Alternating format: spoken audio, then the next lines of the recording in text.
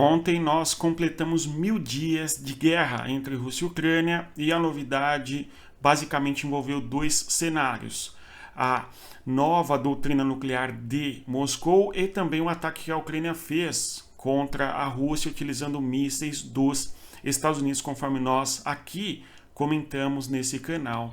E o Zelensky fez um comentário, uma espécie de balanço a respeito do poderio da Ucrânia.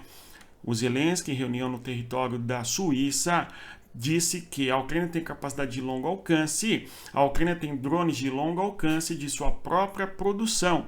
Temos Neptunes longos e agora temos também e usaremos os ATACMS, usaremos tudo isso contra a Rússia. Uma declaração bastante curiosa, na minha opinião, por parte do Zelensky. Eu até trago o vídeo aqui para que nós observemos o que o Zelensky teria dito. Quem entende a língua local, sinta-se à vontade para traduzir, caso queira. Вибачте, без зайвих деталей. У України є далекобійні можливості, у України є далекобійні дрони свого власного виробництва. У нас тепер є довгий Нептун, і не один, і тепер у нас є Атакамс. І ми все це будемо використовувати. Вибачте, без зайвих деталей. Então nós podemos observar de maneira bastante clara que realmente o Zelensky fala que tem o Neptune, ok? E o ATACMS, justamente um poderio militar que é utilizado ou será utilizado contra a Rússia, tudo bem? Então, o que nós vemos no atual cenário é uma Ucrânia disposta a ir à guerra contra a Rússia. Parece que a possibilidade do uso de míssil de longo alcance por parte da Ucrânia dá a Zelensky, aos ucranianos, um fôlego a mais para lutar essa guerra contra a Rússia. E a propósito, nós tivemos ontem um ataque bastante expressivo por parte da Ucrânia contra territórios da Rússia, os mais variados. Entre ontem e hoje de manhã, conforme nós observaremos aqui no nosso vídeo. Observem ainda um dado curioso, e antes de avançar eu vou pedir a você, deixa o like para ajudar o nosso canal. Pessoal, nós temos aqui um outro cenário muito curioso, que na Suécia, que é o mais novo país membro da OTAN, conforme nós sabemos, houve ali uma divulgação de panfleto cujo nome eu vou até aqui projetar para que nós observemos. É muito curioso, né? Observem aí, ó, em caso de crises de guerra, importante informação para todos os residentes da Suécia. Vejam só, nós temos então a Suécia alertando seus cidadãos para ficarem atentos caso haja uma escalada e uma guerra em seu território. Então, o panfleto destinado aí à população na Suécia tem essa capa cujo título é justamente em caso de guerra, no caso uma crise, não é de guerra, vai sugerir que o cidadão se abrigue em eventuais túneis, atrás de parede e assim por diante, não é? Porque os suecos juntos são mais fortes e tal. Tudo bem? Então, juntos nós podemos construir, fazer, né, a Suécia mais forte, por exemplo, indicando aí a união do país diante de uma eventual guerra e, claro, convocando, inclusive, os cidadãos da Suécia justamente para a guerra, caso haja um conflito, porque os cidadãos vão defender, eventualmente, a Suécia, ok? Aqui, proteção rudimentar, ok? Numa espécie de buraco, tá certo? Próximo ao muro, no túnel, tudo bem? No metrô e a defesa civil, ok? Então, nós temos um panfleto de orientação para uma defesa pessoal, uma defesa comunitária, caso haja uma guerra e esta guerra escale para o território da Suécia. Então nós temos o mais novo país da OTAN, de certa maneira, aí, alertando seus cidadãos para se prepararem para o pior, porque infelizmente o pior pode acontecer. Pessoal, então hoje é dia 19, hoje é dia 20 já, não é? Hoje é dia 20 de novembro de 2024, e nós estamos falando aqui sobre vários assuntos a respeito da guerra entre Rússia e Ucrânia, e eu vou projetar para você aqui os nossos slides, tudo bem? Então aí a presença do Zelensky e da representante no território da Suíça, conforme nós mencionamos, e toda aquela questão importante aí do discurso do Zelensky, conforme nós mencionamos aqui, tudo bem? Então, avançando, e antes de avançar, eu vou comentar com você mais uma vez. Você quer aprender geopolítica, saber como funcionam as questões históricas e geográficas dos grandes players da geopolítica, os Estados Unidos, a Rússia, a União Europeia, entender a dissolução da União Soviética, o que é o leste da Europa após a dissolução, não só da União Soviética, mas também, por exemplo, da Iugoslávia? Conheça a nossa plataforma de geopolítica, um ambiente feito para todos que querem aprender e aprofundar o conhecimento em geopolítica. O link está na descrição do vídeo. Pessoal, então vemos aí, dia 20 de novembro de 2024, temos embaixadas fechadas em Kiev. Pelo menos 4 países comunicaram que as suas embaixadas não funcionariam hoje. É o caso dos Estados Unidos, da Espanha, da Itália e também da Grécia. O que chama a atenção é a embaixada dos Estados Unidos em crise no território de Kiev, justamente por conta de eventuais ataques aéreos da Rússia, ok? Então, uma tentativa de se proteger caso haja ataques pesados por parte da Rússia contra o território de Kiev. O fato de nós termos uma ameaça russa de intensificar os ataques contra aliados da Ucrânia por causa do uso dos mísseis, ataques contra a Rússia, em território russo, enfim, faz com que haja esse alerta, portanto. Então isso daqui já é uma consequência justamente da possibilidade da Ucrânia utilizar os mísseis de longo alcance dos Estados Unidos contra a Rússia. Então a embaixada de países aliados da Ucrânia com receio de serem alvejadas e por isso, portanto, um cuidado nesse sentido, o que nos evidencia claramente que a guerra ganha uma escalada em um contorno bastante significativo no atual momento, justamente por causa aí dessa possibilidade, repito, da Ucrânia utilizar os mísseis de longo alcance. E, inclusive, a propósito, nós tivemos a Rússia fazendo ataques de maneira bastante significativa contra a capital da Ucrânia. No caso, ali, ataques intensos contra Kiev, e o sistema de defesa antiaéreo da Ucrânia teve que trabalhar bastante, ok? E aí, conforme eu disse, o assunto da Suécia, ok? Na sequência, aqui no nosso slide, nós já comentamos a respeito do panfleto, o que mostra uma preocupação bastante significativa da população e um medo por parte das autoridades, não um medo, não sei se esse termo é mais correto, mas uma preocupação diante da possibilidade da escalada da guerra. E pelo que o panfleto sugere, a guerra é muito próxima de ocorrer no território em decorrência ali de desdobramentos da guerra entre Rússia e Ucrânia.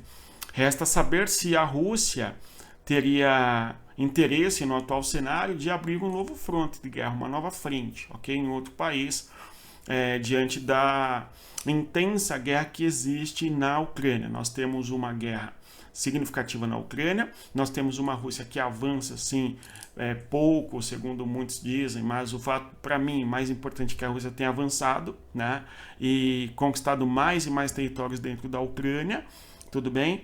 E isso dispõe de uma enorme quantidade de material humano e também material não somente humano, mas material técnico, não artilharia, armamentos de maneira geral, enfim, né? Então o custo para a Rússia na guerra da Ucrânia é um custo bastante considerável. Então, diante desse cenário, é um tanto de se duvidar se a Rússia abriria um novo fronte de guerra em algum outro país, em especial na Suécia, tá certo? Por conta dos custos que já tem na Ucrânia. Mas, de qualquer maneira, o alerta já fica ali para o cidadão que vive no território da Suécia. Tudo bom? Bem, os ataques da Rússia contra Kiev foram muito intensos, então, utilizando drones e mísseis, tá? E aí nós temos agora a Ucrânia atacando em diferentes pontos na Rússia. Eu separo os nomes aqui para que nós observemos Smolensk, Moscou, Kursk, Oriol e Rostov. E, além do mais, Kalunga, Novgorod e também Samara.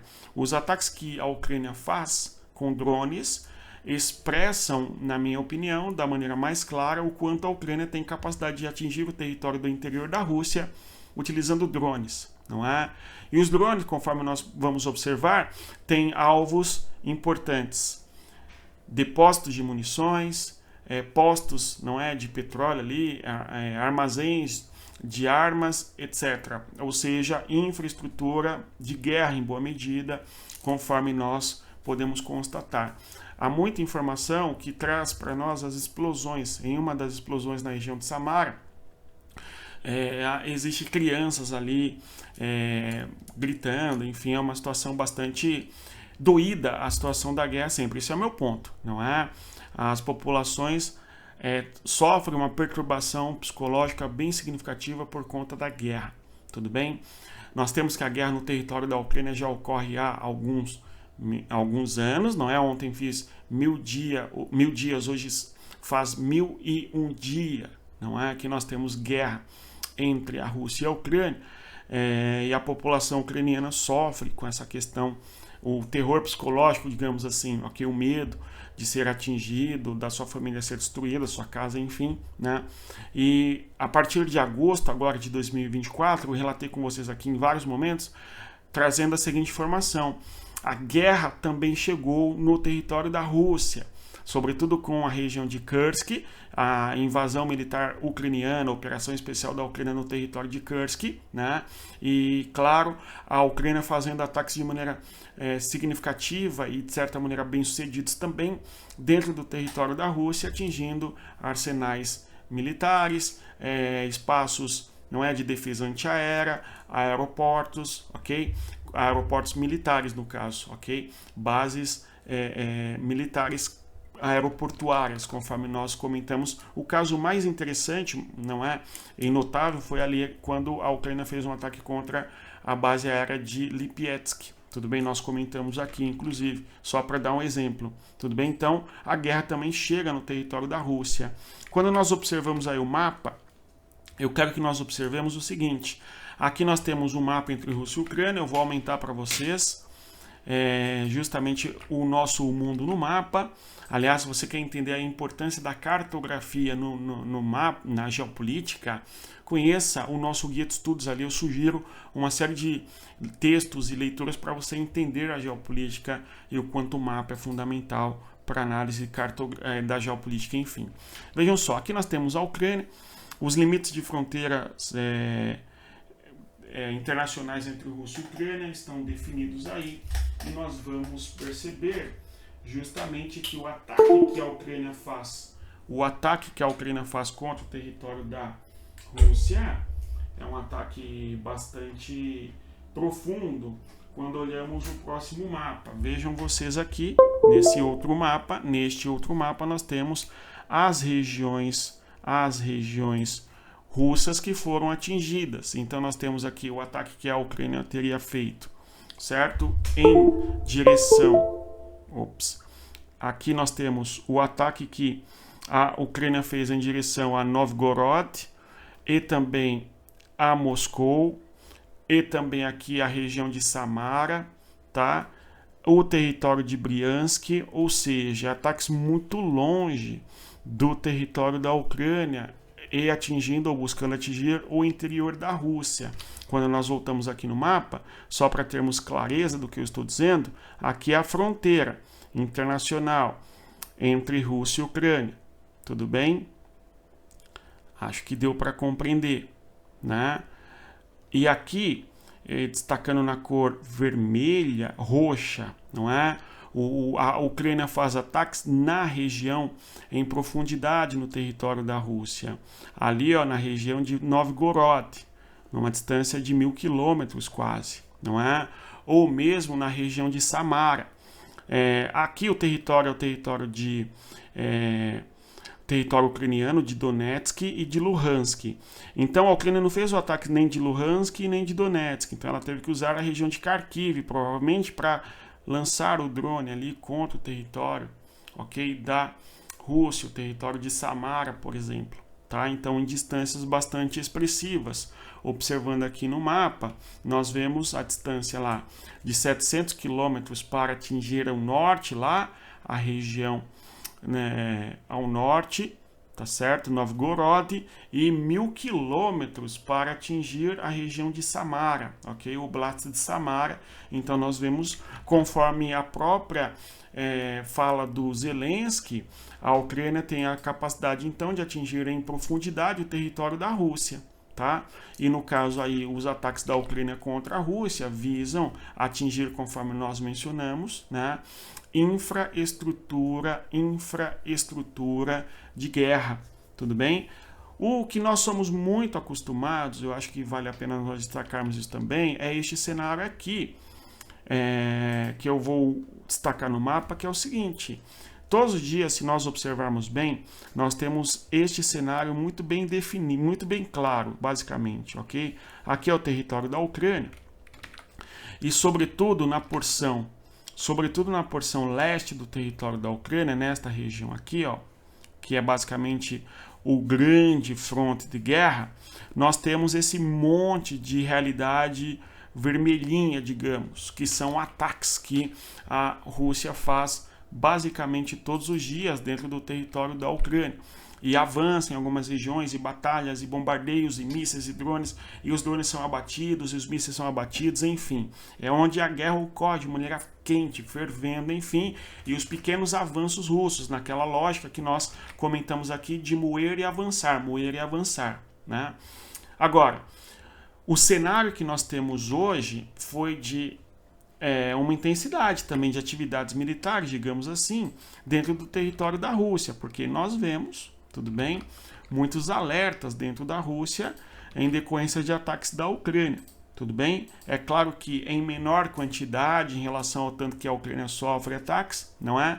Mas ataques muito expressivos por parte da Ucrânia dentro da Rússia. Alertas em Moscou, defesa antiaérea funcionando em Briansk e também na região de Moscou, ali o ataque feito em Novgorod, ok? O ataque e as chamas na região de Samara, por exemplo, e os alertas aqui, ó, de drone, o comunicado a respeito de ataques contra territórios russos, enfim. Então nós temos o ataque a Rostov, aqui mais ao sul, e o sistema de defesa antiaérea atuando, ou seja, nós temos uma intensidade bastante expressiva de um ataque da Ucrânia dentro do território russo, conforme nós podemos observar nessa atualização. Agora, nós temos aqui o caso aí, não é, do panfleto da Suécia. Temos ali, por fim, o depósito de petróleo na região de Novgorod, arsenal militar atacado, tá certo, por parte da Ucrânia. No caso, em Samara, o depósito de petróleo, e em Novgorod, o arsenal militar, que são alvos da Ucrânia dentro do território da Rússia. Vamos continuar acompanhando e vamos torcer para que haja paz. Tudo bem? Eu gostaria de fazer um comentário a respeito do vídeo de ontem sobre os 1000 dias de guerras, quando eu trouxe esse gráfico aqui e analisei o seguinte: a exportação de petróleo por parte da Rússia para a União Europeia não diminuiu. Eu falei isso, mas este gráfico não trata especificamente da União Europeia. Esse gráfico trata da riqueza, do faturamento da Rússia com a exportação de combustíveis. Ele não explicita se é para a União Europeia. Tudo bem? Então, foi um erro, tá? De maneira geral. Fato é, nós temos ali a exportação da Rússia de petróleo bruto, 400 milhões de euros. Tudo bem? A guerra começa, aumenta um pouco, diminui, aumenta bastante, depois diminui bastante. Diminui bastante aqui, ó, tá? Em outubro de 2022, começo de 2023. Depois vai se manter e aumenta de novo aí um pouco, oscilando para 350 milhões, 300 milhões, 280 milhões, ok? Exportação de petróleo bruto. Justamente a queda, sim, da exportação do petróleo russo, porém, ao mesmo tempo, nós temos, conforme nós vemos na sequência, nos próximos gráficos, que eu tratei isso aqui ontem, a Rússia, por mais que tenha perdido na exportação de produtos para a União Europeia, a Rússia passa a exportar em grandes quantidades para a China e também para a Índia, né? E existe toda uma triangulação econômica, o que nos explica por que a economia russa está aumentando, ok? Ou pelo menos não sofreu uma crise em 2023 e nesse ano a projeção de crescimento, segundo o FMI, também é acima de 3, ok? Justamente por conta da triangulação econômica que a Rússia faz. Perfeito? Então, no mais é isso. Se você chegou até aqui, eu agradeço a presença. Eu reitero a você que deixe o like, se inscreva no nosso canal e divulgue o nosso conteúdo às pessoas que gostam de geopolítica. E estendo mais uma vez o convite a você. Venha estudar geopolítica conosco, conheça a nossa comunidade geopolítica. O link está na descrição do nosso vídeo. No mais é isso. Respeita a geografia e até mais. Tchau, pessoal.